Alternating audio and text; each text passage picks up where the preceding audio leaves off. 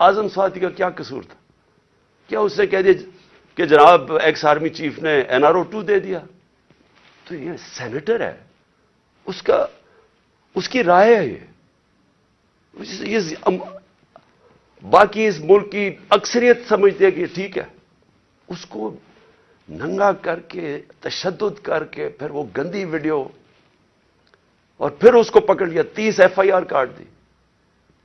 شہباز گل، ارشد شریف، جو ارشد شریف کی خبریں آتی ہیں کہ کس طرح اس سے کیا گیا، کیا بچہ جانتا ہے پاکستان میں کہ ارشد شریف جیسا خوددار، دیانتدار، کریڈیبل، ایک محب وطن شاید ہی کوئی صحافی آیا ہو، اس سے جو کیا ہے. اور یہ جو میرے اوپر قاتلانہ حملہ کس لیے کیا گیا؟ میں نے کون سا جرم کیا تھا؟ اور اس کے اوپر ابھی میں آتا ہوں جب میں باقی چیزیں بھی آپ کو سامنے رکھتا ہوں. لیکن میں آج اپنی قوم کو کہہ رہا ہوں کہ دیکھیں، آپ کا مستقبل آپ کے ہاتھ میں ہے. آپ ہیں اللہ کے بعد اس ملک کے وارث. آپ کو اپنی تقدیر اپنے ہاتھ میں لینی پڑے گی. یہ میرا وعدہ ہے کہ جب تک میں زندہ ہوں میں اس ملک کے لیے سٹرگل کروں گا. میں کیوں سٹرگل کروں گا؟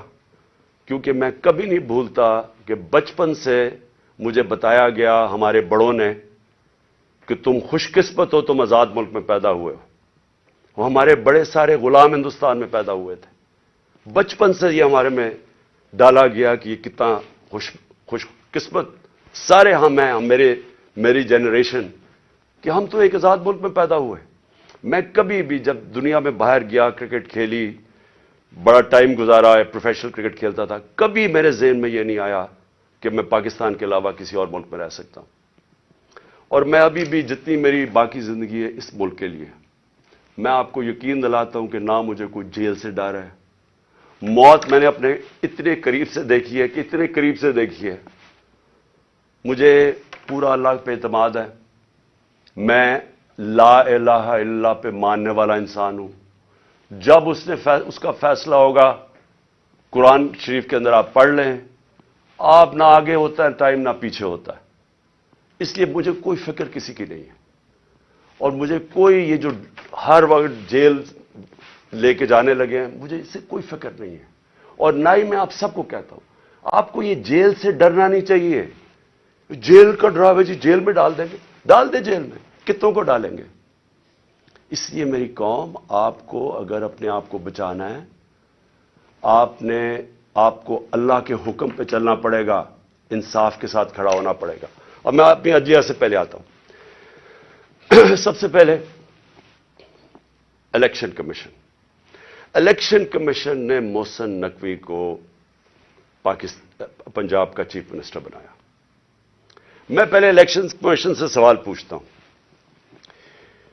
کہ کیا آپ کو نہیں پتا کہ جو آئین کا آرٹیکل 218 اس کی شق 3، کیا آپ کو نہیں پتا کہ آپ کی سب سے بڑی ذمہ داری صاف اور شفاف الیکشن کروانا ہے؟ یہ آپ کی سب سے بڑی ذمہ داری ہے. تو میں سوال یہ پوچھتا ہوں کہ کس بیسس پہ آپ نے محسن نقوی کو چنا؟ باقی نام کس بیسس پہ آپ نے ریجیکٹ کیے؟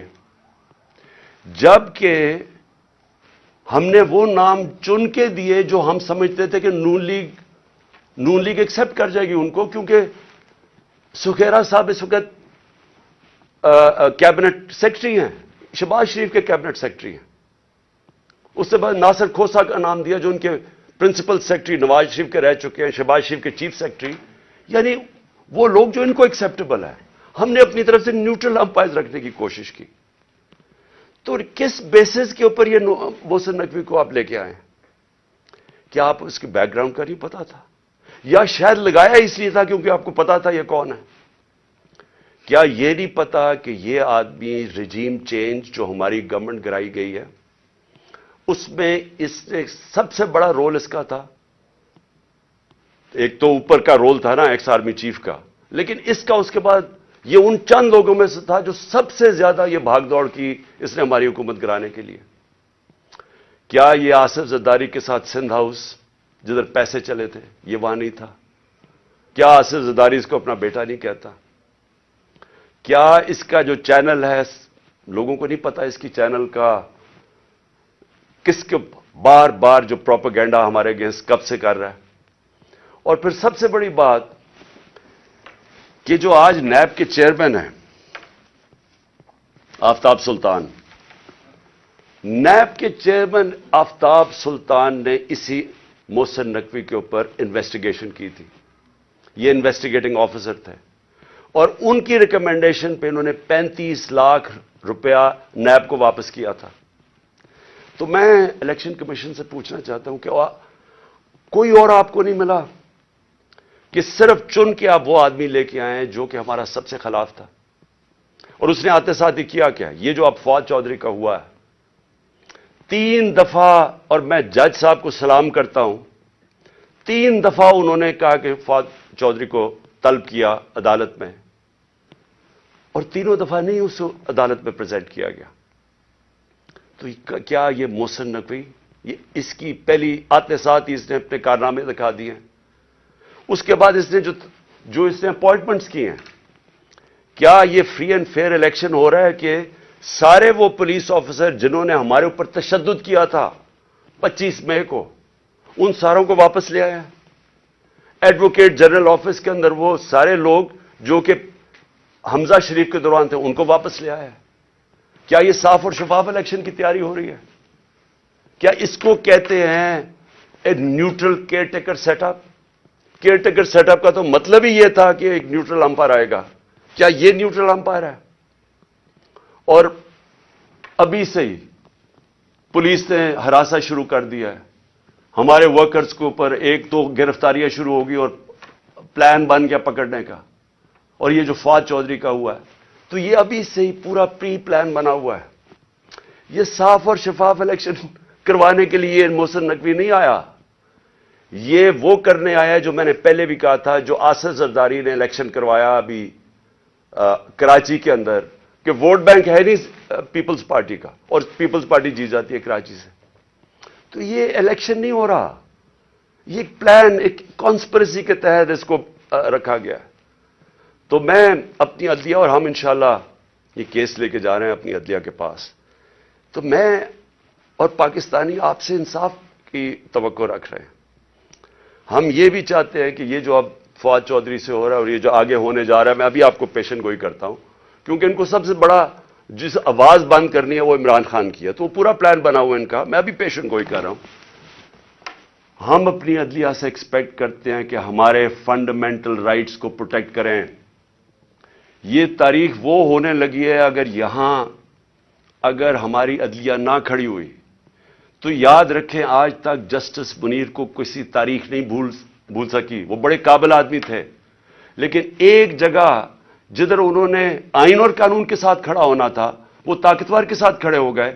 اس ملک نے بھاری قیمت ادا کی ہے اس کی، اور اس کے بعد قیمت ادا کرتے گئے. اس وقت قوم آپ سے ایکسپیکٹ کر رہی ہے، موزز ججز، قوم آپ سے ایکسپیکٹ کر رہی ہے کہ ہمارے حقوق کی حفاظت کریں، ہماری جمہوریت کو بچائیں. یہ جو اب تباہی مچنے لگی ہے ہماری جمہوریت کے اوپر اور جو ہو رہا ہے اور جو رجیم چینج کے بعد ہوا ہے، میں آپ کو یقین دلاتا ہوں کہ میں مشرف کے مارشل لاء میں اپوزیشن میں تھا. 8 دن مجھے جیل میں ڈالا، تب بھی میں نے کبھی اس طرح کا ظلم، فیشزم، اس طرح کی میں نے کبھی ایک سٹیٹ کو اپریس کرتے ہوئے میڈیا کے لوگوں کو، ہمارے ورکرز کو، میں نے کبھی ایسے نہیں دیکھا جو آج میں دیکھ رہا ہوں پاکستان کے اندر. تو اور مجھے افسوس سے کہنا پڑتا ہے کہ ہماری عدلیہ نے ہمارے فنڈامنٹل رائٹس کی حفاظت نہیں کی. اگر کی ہوتی تو آج یہی وہی جو 25 مئی والے وہ آفیسرز جنہوں نے تشدد کیا تھا، 3 بجے رات کے لوگوں کے گھروں میں گھس کے انہوں نے لوگوں کو پکڑ کے جیلوں میں لے کے گئے تھے، ظلم کیا تھا، لوگوں کو امبیرس کیا تھا. آرٹیکل 14 کانسٹیٹیوشن کا ہماری ڈگنیٹی، ہماری عزت پروٹیکٹ کرتا ہے. انہوں نے سارے لوگوں کو نہ چادر اور چار دیواری کا سوچا، نہ قانون کا سوچا، ظلم کیا. وہ آج آفیسر پھر واپس آ گئے. ہمارے پاس سوائے عدلیہ کے جانے کا کون سا راستہ ہے؟ دوسرا راستہ ہے سڑکوں پہ آ جائیں، دوسرا راستہ ہے ملک کو اور نقصان پہنچائیں جو یہ آگے پہنچا سکے ہیں. اس لیے میں اپنی عدلیہ سے ریکویسٹ کرتا ہوں. اور پھر میں ذرا 2-3 اور چیزیں بتا دوں.